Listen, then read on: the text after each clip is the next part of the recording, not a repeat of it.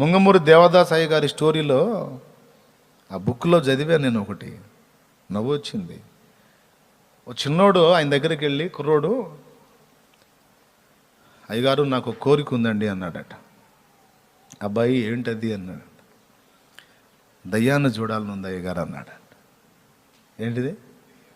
దయ్యం గురించి ఇన్నిసార్లు విన్నాను, ఒక్కసారి కూడా చూడలేదు అయ్యగారు, ఒక్కసారి దయ్యాన్ని చూపించండి అయ్యగారు, నాకు చాలా కోరికగా ఉందన్నాడు.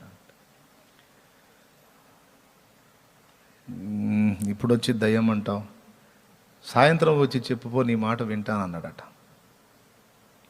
పొద్దున వేడు సాయంత్రం వచ్చాడు.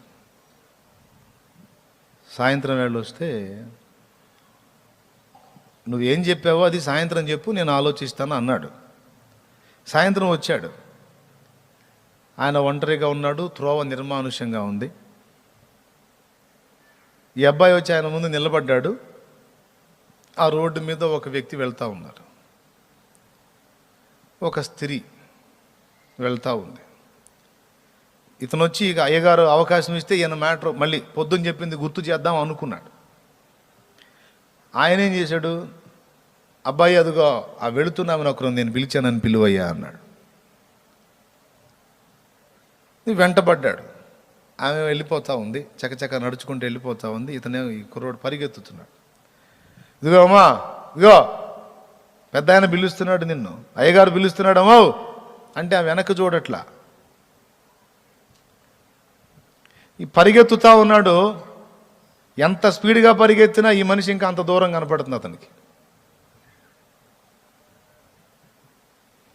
పరిగెత్తి పరిగెత్తి పరిగెత్తి అందుకున్నాను రా బాబా అనేసరికి మళ్ళీ అంత దూరం కనపడుతుంది. ఇది ఇక్కడే ఉంది, అంత దూరం కనపడుతుంది ఏందని ఎంత పరిగెత్తి కూడా అందుకోలేక వెనక్కి వచ్చి, ఆమెంది అయ్యగారు అసలు ఆగకుండా వెళ్తుంది, ఎంత పిలిచినా ఆగట్లేదు, పట్టించుకోవటం లేదు, అయ్యి అలా అందుకుందామని ఎంత పరిగెత్తినా అందుకోలేకపోయినాను అయ్యగారు అన్నాడట. అప్పుడు ఆయన చెప్పాడు, సరే లేకపోతే పోన్లే నువ్వెందుకు వచ్చావు అన్నాడట. పొద్దున్న చెప్పారుగా అయ్యగారు. ఏంటిది అన్నాడట. అదే దయ్యాన్ని ఒకసారి చూపిమ్మని అడిగాను కదా, అది అందుకని ఇప్పుడు రమ్మన్నారని వచ్చాను అయ్యగారు అన్నాడు. ఇప్పుడు దాకా నువ్వు పరిగెత్తింది దాని వెంటేరా అన్నాడట. అబ్బాయి ఇప్పుడు దాకా నువ్వు పరిగెత్తింది దాని వెంటే అన్నాడట. ఏంది? అవును బాబు, నువ్వు పరిగెత్తింది దాని వెంటే అన్నాడు. అయ్యగారు చూపిమని అడిగాను కానీ పరిగెత్తించమని అడిగాను. అమ్మ బాబోయ్, నా పరిస్థితి ఏమైపోయేదని గడగడగడలాడిపోయాట. భయపడకు అబ్బాయి, భయపడకు,